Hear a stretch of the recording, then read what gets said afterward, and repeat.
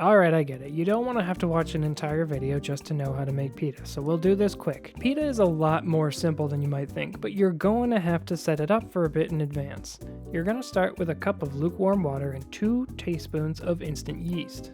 Let that rest for a minute, then add 1.5 cups each of all-purpose flour and whole wheat flour, a tablespoon of salt, and 2 tablespoons of olive oil.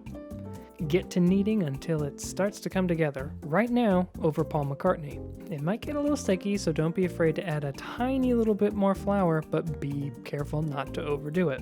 When it's done, it should be soft to the touch and a little moist, also like Paul McCartney. I assume.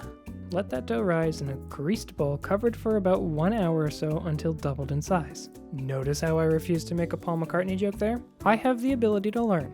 Once it's done, punch it down, divide it into 12 or so even portions, and cover them with a wet towel until you're ready to get rolling. Just like I do when I'm getting ready for a night out with Paul McCartney. Woo! I learned nothing.